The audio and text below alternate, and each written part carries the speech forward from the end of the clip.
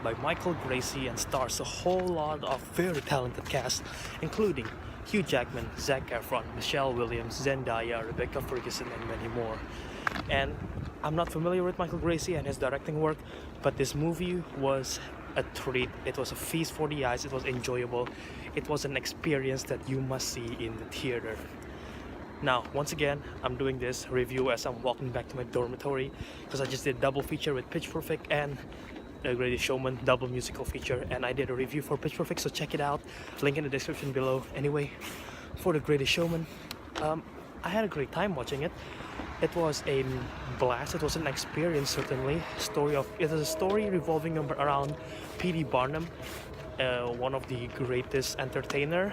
I didn't actually know about him before learning about the movie being created, and I did some reading. I know he's done some bad stuff in the past, but this movie didn't really fully explore that. It just explored what it's like for him to become the greatest showman and how the circus was made. It expressed the beginning and spark of the circus, and there are some chaos and whatsoever, but eventually it's all about entertainment and the value of joy and about acceptance. And like I said, this movie was great. This was fun to watch.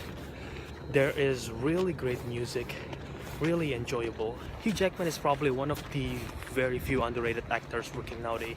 Maybe not underrated, but not a lot of people know how talented he is in terms of not just acting but entertaining. He can sing like in Les Mis.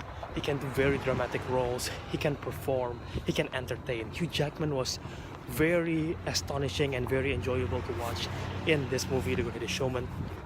Not only that, of course, Michelle Williams was great. Rebecca Ferguson was great. Zac Efron was great. One of my favorite performances from Zac Efron is in this movie, and Zendaya, she was fantastic. I think she's gonna be one of the breakout stars for next year. She's in Spider-Man Homecoming, of course, and she's now in this movie too. And all of them that I said, they all were fantastic. One performance in particular that super astonished me, it took me by surprise and I'm totally amazed, was by Keala Settle. She played the bearded lady in this movie, and from what I heard, they found her, I think, from Broadway. I might be wrong, but she's definitely an unknown. And wow, her performance was unbelievable. If I could stand up and clap during her moment when she sang "This Is Me," one of the best songs in the movie, when she sang that, if I could stand up and clap and cheer, I would. But I wouldn't, of course, because I'm in the theater and people will tell me to sit down. But if I was alone, I would have cheered, because it gave me goosebumps. I have heard that song on the trailer, of course, and I've heard that song on Spotify. I've listened to it several times, but when I see it in the cinema, it's almost like the performance was so good and the music was so thrilling and her voice was so beautiful. It gave me goosebumps. It gave me thrill as if I've never heard it before, and it made me root for her. It made me root for the whole movie.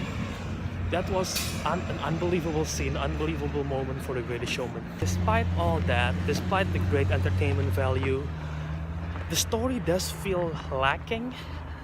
The story feels, I wouldn't say simple, but it doesn't really grab me. There are moments where I feel like, okay, they could go somewhere with this, and then they didn't.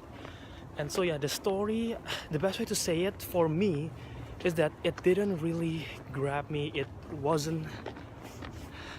It's hard to say. When I want to compare this to La La Land, one of the better musical of last year. It has a great story and great entertainment value, and the story grabs you.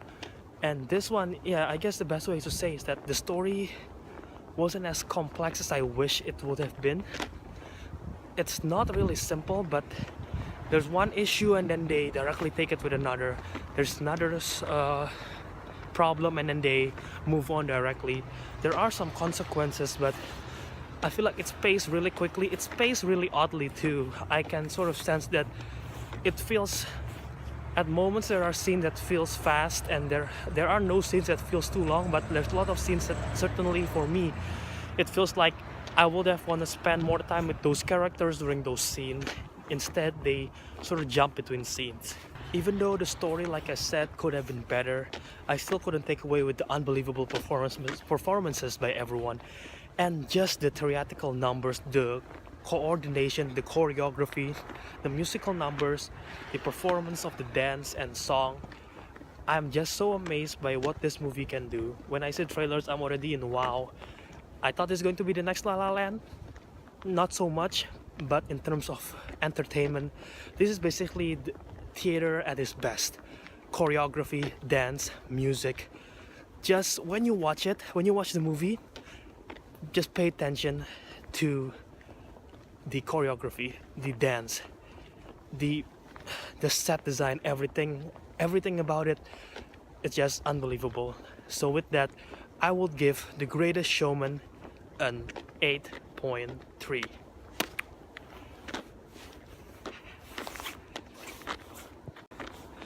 Have you guys seen The Greatest Showman? Have you not? Tell me in the comment section below. Tell me what you think of the movie if you have seen it. Yeah, I'm freezing cold once again doing this review for you guys. I hope you like it. Don't forget to like, share, and subscribe. Tell with your friends to watch this movie. If you want to have entertainment value, while January doesn't have lots of movies to give you yet, go watch The Greatest Showman. It's a great movie and it's definitely worth your time. Until next time, ciao, out.